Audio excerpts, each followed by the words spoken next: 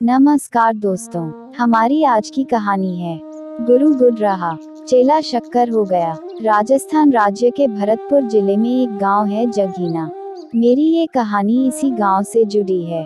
जगीना गांव में एक गुरुजी और उनका चेला भोला रहते थे। उनका अपना एक छोटा सा आश्रम था। आश्रम में सुबह शाम प्रतिदिन भजन कीर्तन होता था। गांव के बहुत से लोग आश्रम में आया करते थे। लोगों के दान दक्षिणा और इतना चढ़ावा आ जाता था। आश्रम में रहने वाले और आगंतुक दर्शनार्थियों का जीवन नियमित रूप से चल रहा था। भोला के लिए गुरुजी उसके भगवान थे और उनकी हर आज्ञा पत्थर की लकीर थी। वह एक आज्ञाकारी और मेहनती शिष्य था। गुरुजी के प्रति उसका पूर्ण समर्पण था। वह अपने गुरुजी की हर जरूरत का पूरा ध्यान रखता था। आश्रम के हर काम पर उसकी पूरी पकड़ थी। उसकी दिनचर्या में सर्वप्रथम गुरुजी होते थे, जैसे गुरुजी के खाने के बाद भोजन, उनके जागने से पहले जागना और उनके सोने के बाद सोना आदि। गांव में एक दिन एक जवान लड़के की मौत हो गई। लड़के के परिवार में हाहाकार मच गया। पूरे गांव में खबर और शोक की लहर फैल गई। सभी जवान मौत पर अपनी संवेदना व्यक्त कर रहे थे।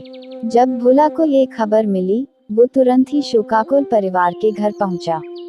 सबसे पहले उसने लड़के के माता पिता को शांत कराया और फिर बोला, आप लोग चिंता ना करें।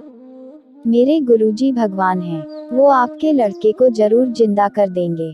मेरे साथ आप लोग इसको अभी आश्रम लेकर चले। भोला के साथ माँ बाप और दूसरे लोगों ने मदद की और लड़के को आश्रम लेकर आए। सर्वप्रथम भोला ने अपने गुरुजी को प्रणाम किया, पूरी बात बताई और फिर उनके चरणों की रज लेकर लड़के के माथे पर लगाई। रज लगाते ही चमत्कार हो गया। कुछ सेकंड बाद लड़का उठकर बैठ गया। सभी लोग आश्चर्यचकित थे और साथ ही गुरुजी भी। ये तो अनहोनी हो गई थी। सबने गुरुजी को ढोक लगाई, अपना आभार प्रदर्शित किया और खुशी खुशी अपने घर लौट गए। इस घटना के बाद जगीना और उसके आसपास के गांव में गुरुजी की ख्याति फैल गई। दूर दूर से लोग उनके आश्रम आने लगे। चढ़ावा भी अब बहुत ज्यादा आने लगा। भोला अपनी दिनचर्या में पहले की तरह ही व्यस्त रहा, जैसे कुछ भी अप्रत्याशित ना घटा हो। लेकिन गुरुजी इसको पचा नहीं पाए। वो सोचने लगे कि वो तो अब सच में ही भगवान बन गए हैं। उनको अपने ऊपर घमंड हो गया। करीब 6 महीने बाद गांव में फिर एक घटना हुई।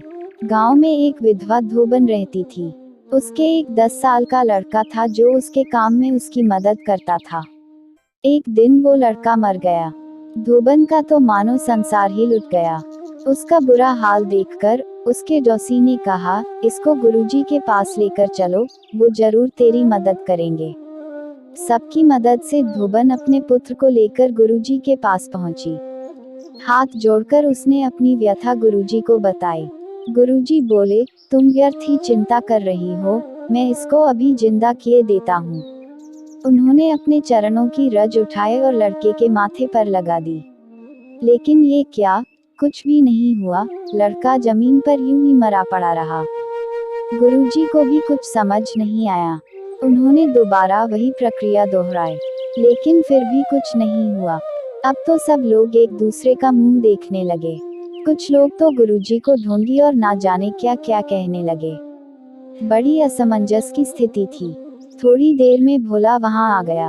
वहां उपस्थित लोगों ने भोला को भी बहुत कुछ सुनाया, लेकिन भोला उन सब बातों से विचलित नहीं हुआ। उसने कहा, सबसे पहले आप लोग शांत हो जाओ। मैं आपसे फिर कहता हूँ, मेरे गुरुजी भगवान हैं, वो कुछ भी कर सकते हैं। अपने आचरण अनुसार सर्वप्रथम उसने गुरुजी के चरणों में शीश नवाया, फिर उनके चरणों से रज लेकर मृत लड़के के माथे पर लगा दी। चंद सेकंडों के बाद लड़का उठकर बैठ गया। ये सब देखकर गुरुजी सब समझ गए। वो अपनी जगह से उठे और भोला के पैरों में गिर गए।